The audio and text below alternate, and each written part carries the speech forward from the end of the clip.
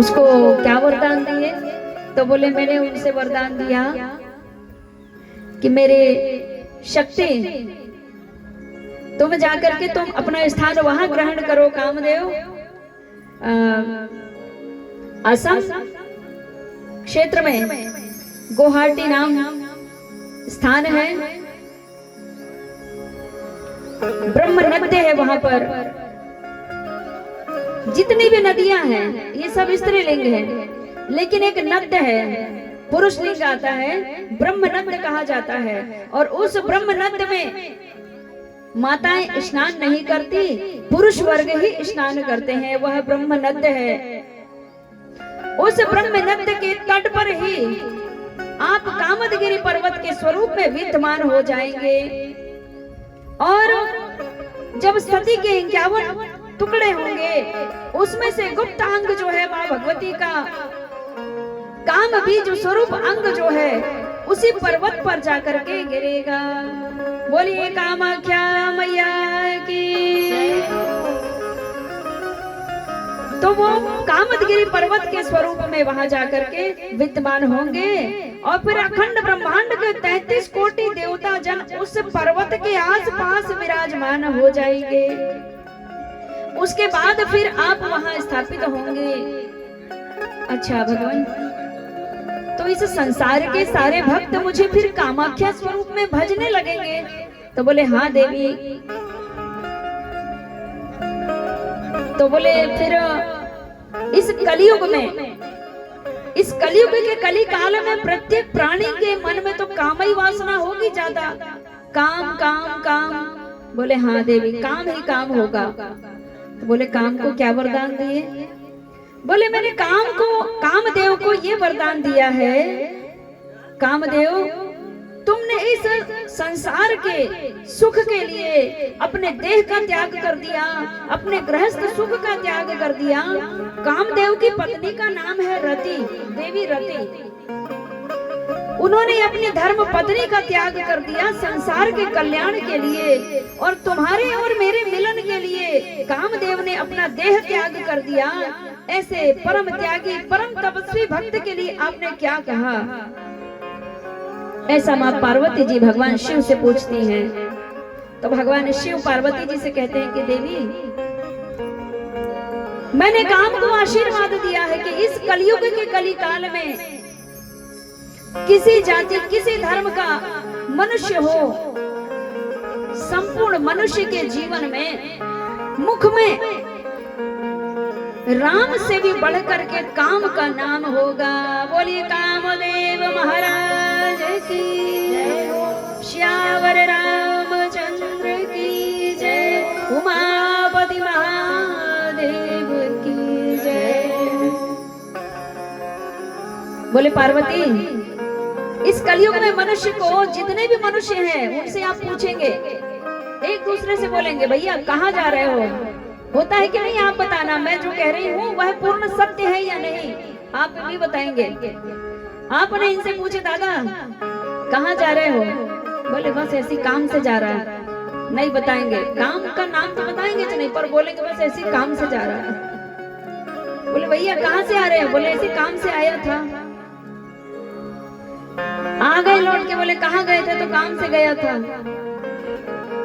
बस काम ही काम, राम तो है ही नहीं। माताओं से भी पूछ लो कहाँ जा रही हो? बोले बस ऐसी काम से जा रही हूँ। आ गई तो बोले कहाँ से आ रहे हो? बोले काम से आ रहे हैं। जहाँ पहुंचे थे उन्होंने पूछा, बोले कैसे आए थे? बोले ऐसी काम से आए थे। तो ऐसा क्यों होता है?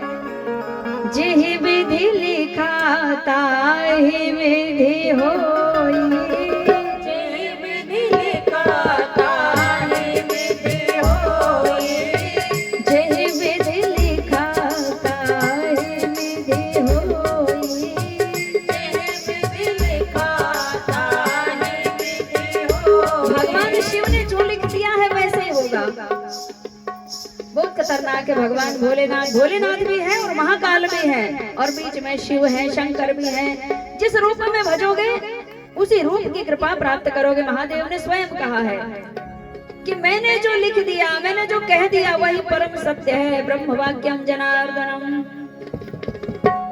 मैंने कह दिया है कि काम जाओ, तुमको मेरा आशीर्वाद है।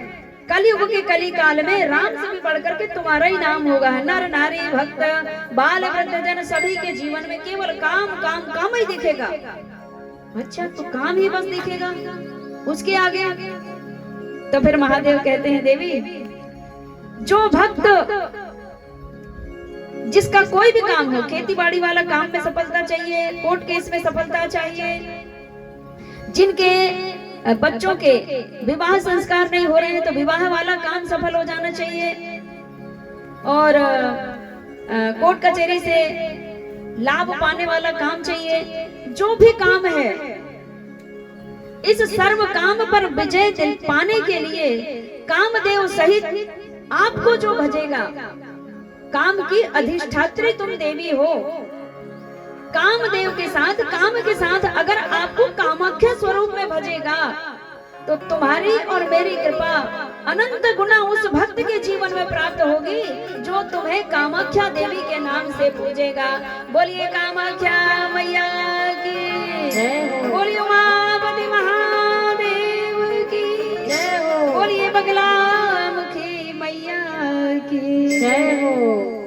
तो इस कलिकाल की, इस कलयुग की जो काम में तत्काल विजय दिलाने वाली देवी हैं, माँ कामाख्या है, जिन्हें बगलामुखी का द्वितीय स्वरूप माँ रक्तांबरा स्वरूप कहा जाता है। बगलामुखी देवी का दो प्रकार से पूजन होता है भक्तजनों। घर में सुख शांति यश कीर्ति वैभव समाज में प्रतिष्ठा स्थापित करने के लिए माँ बगलामुखी देवी का पीताम्बरा पूजन होता है, और कोर्ट अदालत कचहरी में विजय प्राप्ति के लिए, सर्व मनोरथ पूर्ति के लिए माँ भगवती का रक्तांबरा पूजन होता है।